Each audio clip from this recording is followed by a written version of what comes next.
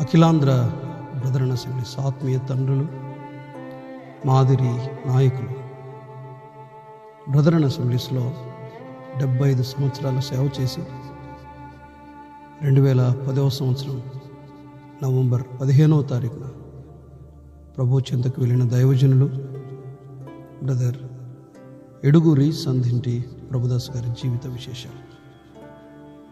ప్రియులారా, 19వ శతాబ్దంలో కడప జిల్లా పులివెందుల తాలూకా సింహాద్రిపురం మండలంలోని బలపనూరుకు చెందిన వైఎస్ వెంకటరెడ్డి గారు పేరు పొందిన ధనవంతుడు మాత్రమే కాదు కానీ వృత్తిరీత్యా పెద్ద రైతు. ఈయనకు బాల్యం నుండే క్రమశిక్షణతో పాటు సంస్కారాలు అలవడ్డాయి. ఎదుటి వ్యక్తి మాట్లాడటానికి కానీ ప్రశ్నించటానికి కానీ అవకాశం ఇవ్వని గొప్ప జీవితము కలిగిన మనిషి. హిందూ ధర్మ సాంప్రదాయం ప్రకారం జీవిస్తున్న వీరికి అద్భుతమైన రీతిలో సువార్త ద్వారా ఆధ్యాత్మిక వెలుగు కలిగింది. ప్రభువును నమ్ముకున్న వీరిలో స్పష్టమైన మార్పు కలిగింది. తుపాకీ పట్టి పార్టీకి నాయకత్వం వహిస్తున్న వెంకటరెడ్డి గారి చేతిలోకి దైవ గ్రంథమైన బైబిల్ వచ్చింది. హృదయంలో మార్పు గమనించిన స్థానికులు ఆయనకు చాలా వ్యతిరేకంగా మాట్లాడారు. ప్రభువును నమ్ముకున్న నీవు మా ఊరిలో ఉండవద్దని వెలివేశారు. ఆ తదుపరి లక్షలాది రూపాయలు విలువ చేసే భూములు అమ్ముకొని పులివెందులో చేరారు. అక్కడే కష్టపడి కాంట్రాక్ట్ పనులు చాలా నమ్మకంగా చేసి ప్రభు కోసం రోషముతో జీవించినటువంటి వ్యక్తిత్వం. ఈ వెంకటరెడ్డి గారికి 10 మంది సంతానం. వీరిలో పెద్ద కొండారెడ్డి, చిన్న కొండారెడ్డి, ప్రభుదాస్, రాజారెడ్డి, పురుషోత్తమరెడ్డి గారులు కుమారులు కాగా సుగుణమ్మ, రాజమ్మ, రత్నమ్మ, మేరీ, కమలమ్మ గారులు కుమార్తెలు. పిల్లలను క్రమంలో ప్రభు బోధలో పెంచడంలో ఉన్నత విద్యావంతులుగా చేయటంలో వెంకటరెడ్డి గారు సఫలీకృతులయ్యారు. మన ప్రియులు ప్రభుదాస్ గారు 15వ ఏట ప్రభువు నమ్ముకొని 75 సంవత్సరాలు భారతదేశంలో ప్రభు సేవ చేశారు. 1936వ సంవత్సరంలో దాదాపు ఇంకా 16 సంవత్సరాల ప్రాయంలోనే దైవజనులు సైలస్ ఫాక్స్ గారు అగ్రిప్ప గారులతో కలిసి కడప పట్టణంలో సువార్త ప్రకటించగా అప్పుడు పురుడు పోసుకున్న సంఘమే బెరాకా క్రిస్టియన్ అసెంబ్లీ. ఆ తదుపరి కడప చుట్టుపక్కల కడప జిల్లాల్లో కాలినడకన వెళ్ళి సువార్త సేవ చేశారు. ఫలితంగా కడప జిల్లాలో చాలా సంఘాలు ఏర్పడ్డాయి. ఆ తదుపరి నాగిరెడ్డి గారు, శామ్యుల్ రెడ్డి గారులతో కలిసి సొంత ప్రాంతం పులివెందుల ఏరియాలో సేవ చేశారు. కష్టపడే స్వభావం గల ప్రభుదాస్ గారిని తండ్రి వెంకటరెడ్డి గారు ఎంతో ప్రోత్సహించేవారు. యుక్త వయసుకు రాగా వేంపల్లి గ్రామ వాస్తవ్యులు కొప్పెర్ల ఇస్సాక్ గారి పెద్ద కుమార్తె గ్రేస్ పద్మమ్మ గారితో బళ్ళారిలో దైవజనులు బక్సింగ్ గారి చేతుల మీదుగా వివాహం జరిగింది. ఆయనే ఈ వివాహాన్ని జరిపించారు. కడపలో ప్రారంభించిన వీరి సువార్త బళ్ళారిలో, ఆ తదుపరి నంద్యాలలో స్థిరపడింది. నంద్యాలను కేంద్రంగా చేసుకొని ప్రభుదాస్ గారు రాష్ట్రం నలుమూలలా సువార్త ప్రకటించారు. కాలినడకన మారుమూల గ్రామాల్లో, పొలాల్లో, కొండల్లో, పట్టణాల్లో సువార్త ప్రకటించారు. ప్రభుదాస్ గారి 75 సంవత్సరాల సేవలో దాదాపు 4 లక్షల మంది ప్రభువును రక్షకునిగా అంగీకరించారు అంటే అది అతిశయోక్తి కాదు. మాత్రమే కాకుండా వీరందరూ నమ్మకంగా తమ భక్తి జీవితాన్ని నేటికి కొనసాగించడం విశేషమైన సంగతి. ఐశ్వర్యాన్ని కానీ, ఘనతను కానీ, ధనాన్ని కానీ, పేరును కానీ కోరని గొప్ప దైవజనుడు ప్రభుదాస్ గారు అని పేరు తెచ్చుకున్నారు. తన దగ్గర ఉన్నదే పేదలకు, సేవకులకు ఇచ్చి ప్రభువు ప్రేమను ఆయన రుజువు చేశారు.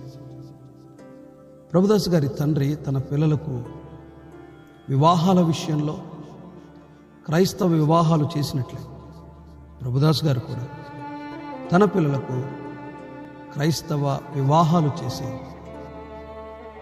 ఆయన సవాలుగా నిలవబడ్డారు.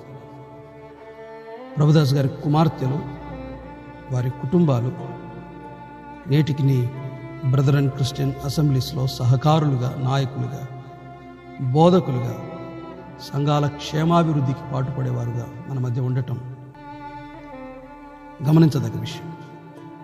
నిండు వృద్ధాప్యంలో కూడా సమయపాలన, క్రమశిక్షణ కలిగిన ప్రభుదాస్ గారు 2009వ సంవత్సరం జూలైలో గుండెపోటుతో, బీపీతో బాధపడుతూ హైదరాబాద్ నిమ్స్ ఆసుపత్రిలో చేరి వైద్యం పొందుతూ కూడా నిమ్స్ ఆసుపత్రి సిబ్బందికి సువార్త ప్రకటించారు. అక్కడ ఉన్న రోగులు కూడా ఈయన సువార్తను విన్నారు. అప్పటి ముఖ్యమంత్రి, దివంగత నేత, తన తమ్ముని కుమారుడైన డాక్టర్ వైఎస్ రాజశేఖర రెడ్డి గారు ఆసుపత్రిలో ప్రభుదాస్ గారిని పరామర్శించారు. కొద్ది కాలానికి కోలుకొని ఆసుపత్రి నుండి ఇంటికి వచ్చిన తరువాత ప్రభుదాస్ గారికి అత్యంత విషాదకరమైన వార్త తెలిసింది. అదే మన ప్రియతమ నాయకులు, దివంగత నేత డాక్టర్ వైఎస్ రాజశేఖర రెడ్డి గారు ప్రభువునందు నిద్రించిన సంగతి. ఆ విషయాన్ని విన్న ఆయన చాలా కుమిలిపోయారు. అనారోగ్యం వెంటాడుతున్నప్పటికీ 2010 అక్టోబర్ అంతవరకు పలు ప్రాంతాల్లో విశేషంగా ప్రభు సేవ చేసి తన ఆరోగ్య అవసరాల నిమిత్తం నంద్యాల నుండి కడప చేరి అక్కడే కొంతకాలం వాక్య పరిచయం చేశారు.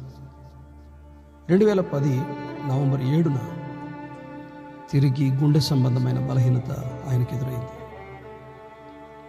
కడపలో చికిత్స పొంది మరింత మెరుగైన వైద్యం కోసం కడప నుండి ఆయనను హైదరాబాద్కు తరలించడం జరిగింది.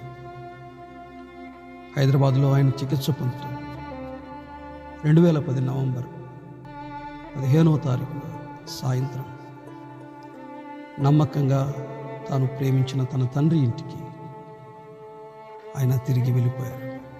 ఆయన మహిమలో ప్రవేశించారు. తన విశ్వాసాన్ని కాపాడుకున్నారు. పరుగును కడముట్టించారు. దేవుడు సిద్ధపరిచిన బహుమానాలు అందుకోవటానికి ఆయన పరలోకంలో ప్రవేశించారు. 15న సాయంత్రం ఆయన భౌతిక దేహాన్ని పలువురు సందర్శనార్థం హైదరాబాద్లో ఉంచి 16వ తారీఖు సాయంత్రానికి నంద్యాలకు తెచ్చి ఇంటి వద్ద కొద్దిసేపు ఉంచిన తర్వాత ఆయన పనిచేసిన స్థానిక సంఘంలో ఉంచగా అప్పటికే జనసంద్రంగా మారిన నంద్యాల పట్టణం కన్నీటి సంద్రమైంది.